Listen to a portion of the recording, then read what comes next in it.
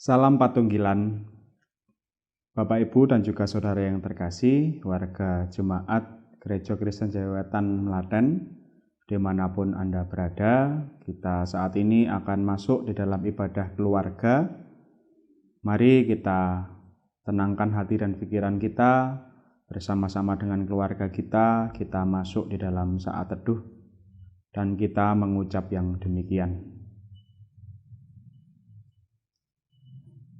Pertolongan kehidupan kita hanya berasal di dalam nama Allah Bapa, pencipta langit dan bumi, yang kekal kasih setianya dan yang tidak pernah meninggalkan pekerjaan tangannya. Salam damai sejahtera yang berasal dari Allah Bapa, serta Tuhan Yesus Kristus menyertai kita saat ini. Amin. Kita memujikan Kidung Jemaat nomor 18 pada bait 1 dan yang kedua.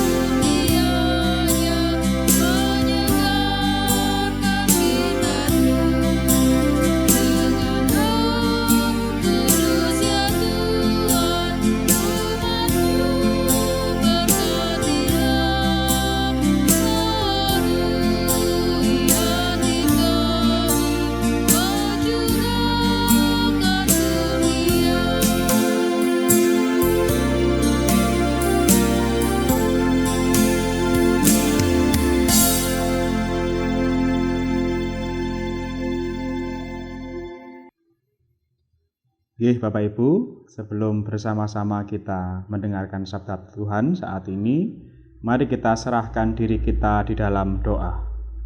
Mari kita berdoa. Bapa, kami mengucapkan syukur sebab saat ini kami dapat kembali lagi berbakti kepadamu. Kami beribadah dengan keluarga kami di rumah kami masing-masing ya Tuhan. Terima kasih Engkau telah memberikan kami kesehatan, Engkau telah memberikan kami keselamatan dalam kehidupan kami. Saat ini kami dengan keluarga kami akan mendengarkan sabda-Mu. Bapa, dampingi kami ketika kami mendengarkan sabda-Mu. Tuhan, tuntun kami agar apa yang kami dengarkan dapat memberkati kehidupan kami. Dan terlebih ya Tuhan, tidak hanya kami pandai untuk mendengarkan, tetapi Tuhan juga menuntun kami untuk melakukan sabda-Mu dalam seluruh perjalanan kehidupan kami sekeluarga. Bersabdalah ya Tuhan, kami siap untuk mendengarkan sabda-Mu. Amin. Bapak, Ibu, dan juga saudara yang terkasih, kita akan membaca surat 1 Yohanes pada pasal 2, ayat 18 sampai dengan 25. Sekali lagi, 1 Yohanes 2 ayat 18 sampai dengan 25.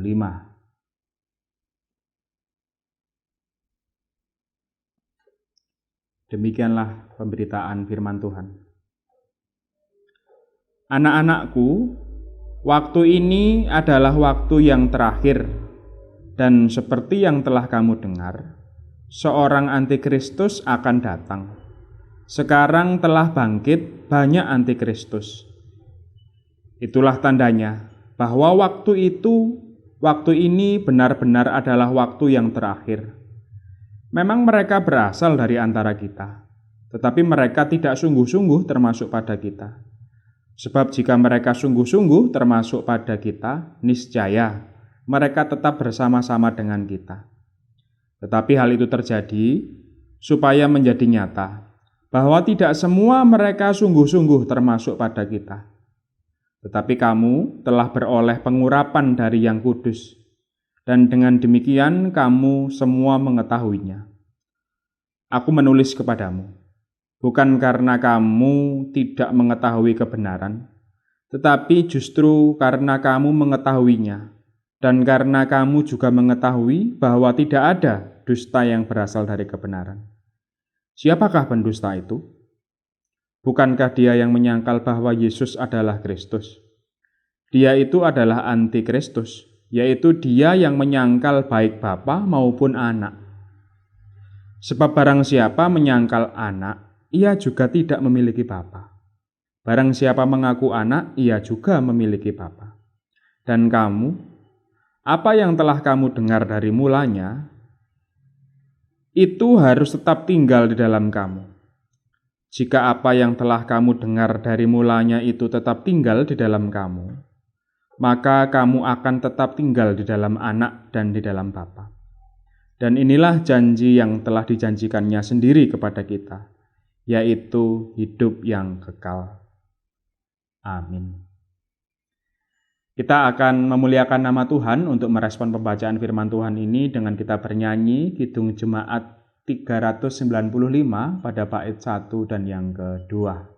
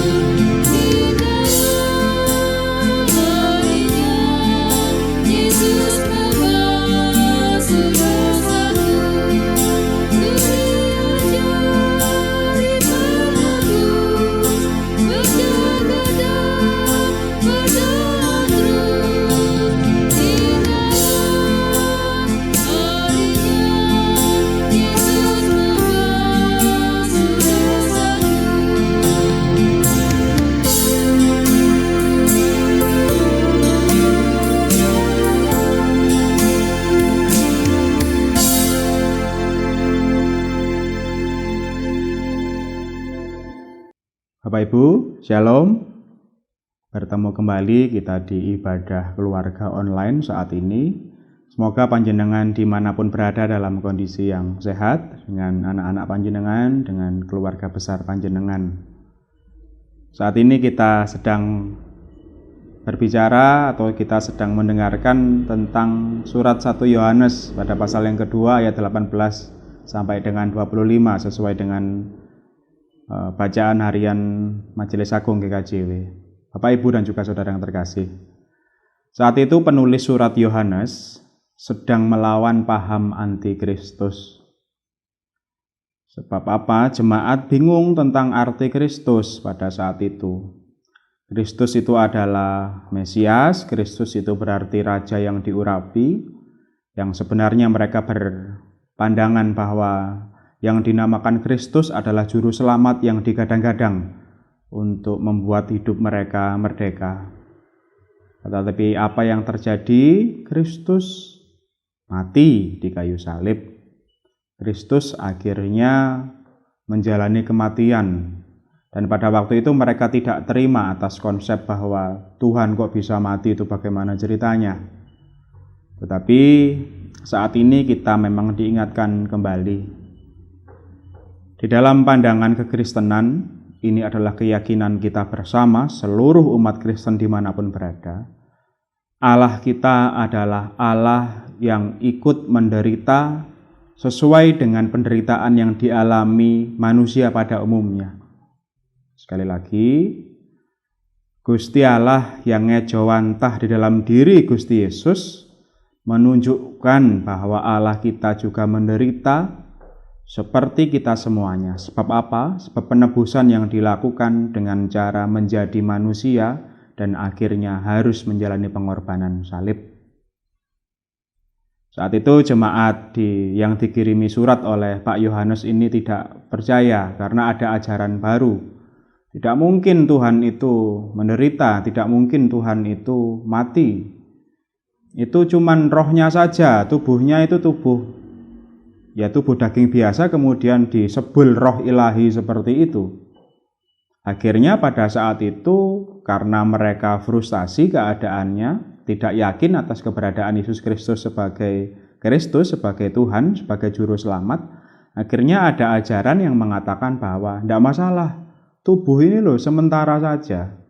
Kita beriman, roh kita tetap murni.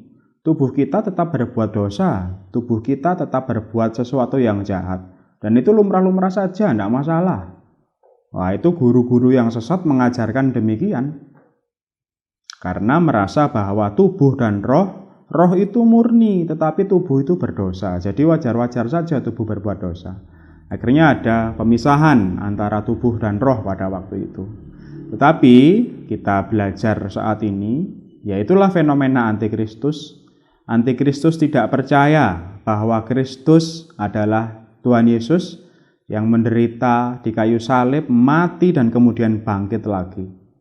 Di sini kita sebagai orang Kristen menjadi landasan iman kita bersama. Bahwa Allah kita adalah Allah yang juga bersedia datang ke dunia ini, mendaging, lahir ke dunia sebagai seorang manusia apa adanya, menjalani rasa takut, menjalani rasa cemas, menjalani rasa kehilangan, dan akhirnya juga menjalani kematian.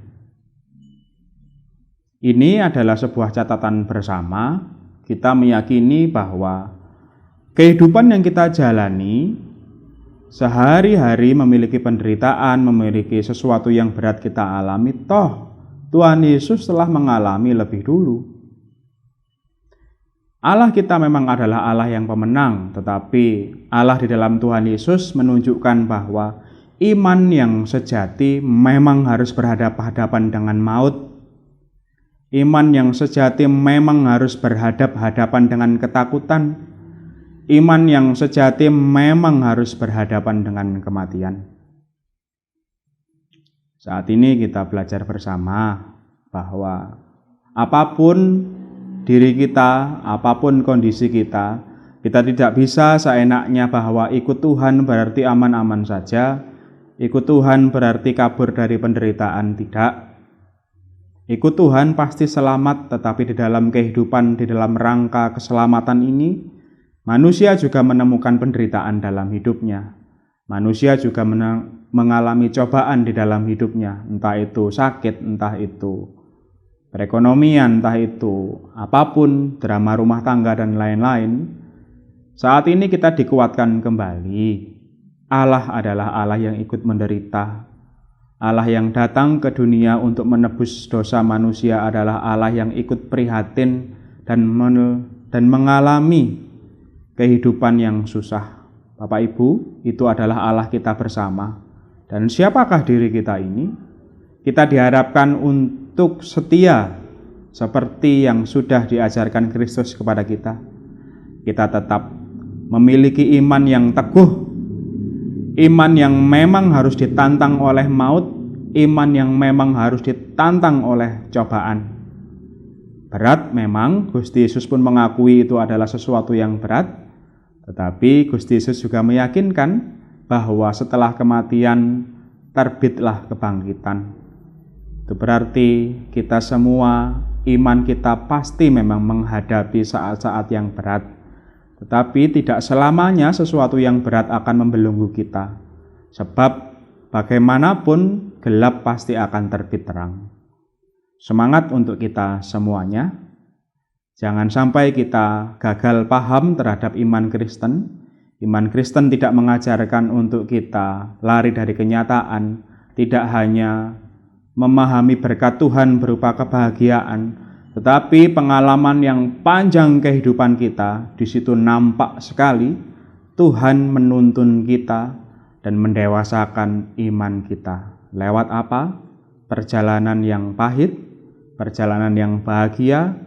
Dari situ iman kita selalu akan tumbuh berkembang dan menjadi kokoh. Lestarilah gereja kita, lestarilah iman Kristen kita, sehingga kita pun dapat kuat untuk mewariskan kepada anak cucu kita. Selamat menjalani kehidupan sehari-hari. Jangan sampai loyo, Tuhan telah bangkit dan kita pun senantiasa akan bangkit.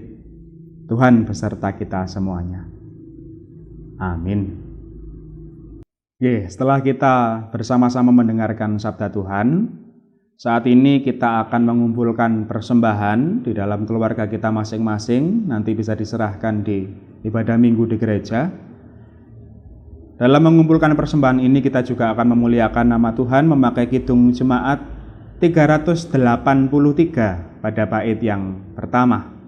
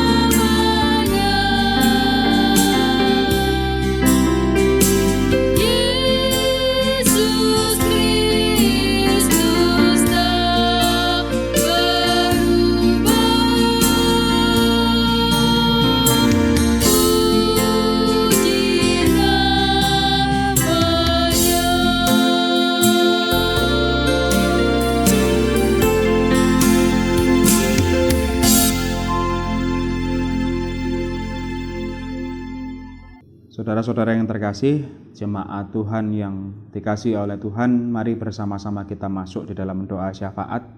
Kita berdoa untuk keluarga kita, untuk gereja kita, dan keberadaan bangsa kita saat ini. Mari kita berdoa. Bapa, kami mengucapkan syukur, kami hamba-hambamu, kami anak-anakmu, bersedia berbulat hati untuk membangun ibadah seperti ini. Di tengah kesibukan kami ya Tuhan, kami bisa untuk hadir ke hadirat-Mu yang kudus. Terima kasih juga ya Tuhan, kami telah mendengarkan sabda-Mu. Kami ingat kembali akan keberadaan-Mu sebagai Tuhan dan Juru Selamat. Engkaulah yang rela untuk mati, Engkaulah yang rela untuk menebus dosa-dosa kami, Engkaulah yang rela untuk menderita. Engkau adalah Allah kami ya Tuhan, Allah yang menunjukkan bagaimana menggenggam iman di dalam seluruh perjalanan kehidupan, bahkan sampai ujungnya. Kami akan memelihara iman tersebut dan akan kami wariskan kepada anak cucu kami ya Tuhan, kuatkanlah keluarga kami.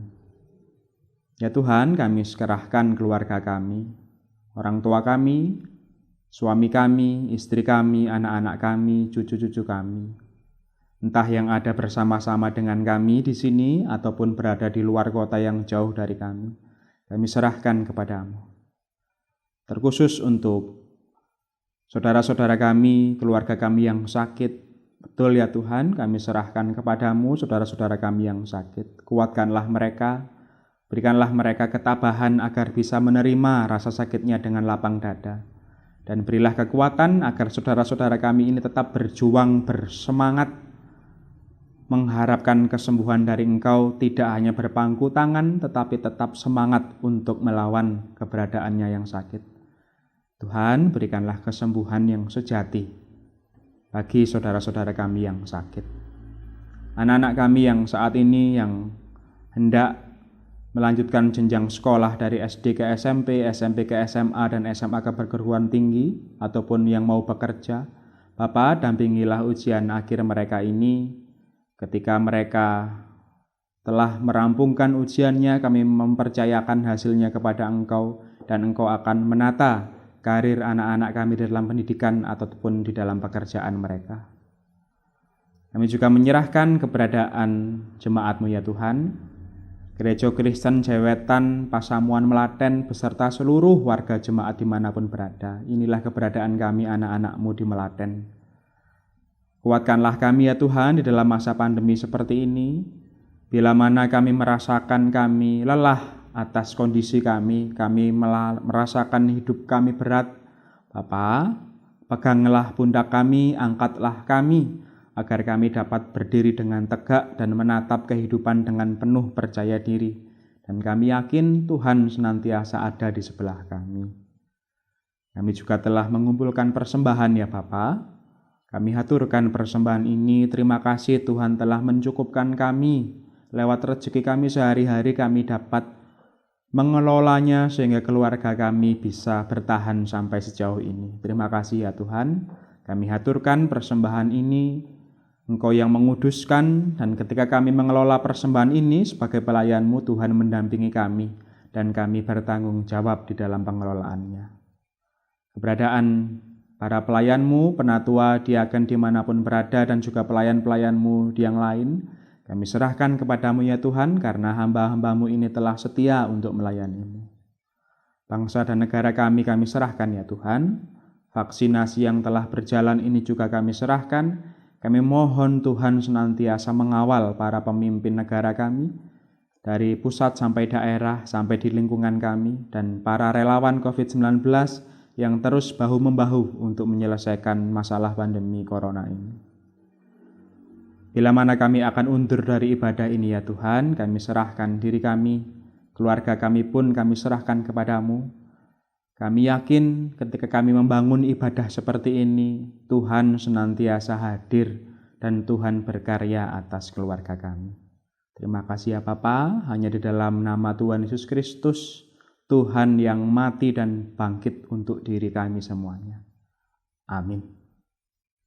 Untuk kidung penutup, pujian penutup pada saat ini kita bernyanyi dari kidung jemaat 376 bait 1 dan 3.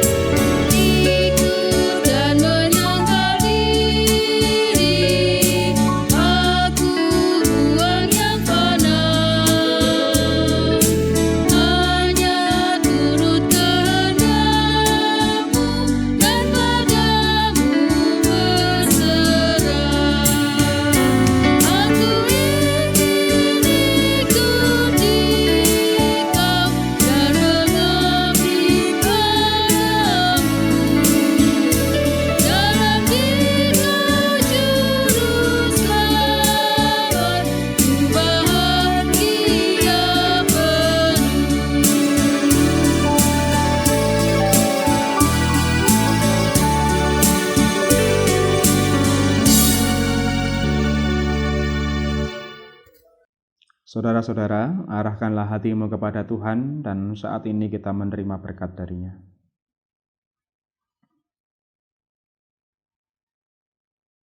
Kasih karunia dan damai sejahtera yang hanya berasal dari Allah Bapa, dari Tuhan Yesus dan Sang Roh Kudus, senantiasa hadir di dalam diri kita, di tengah-tengah keluarga kita, saat ini sampai selama-lamanya. Amin.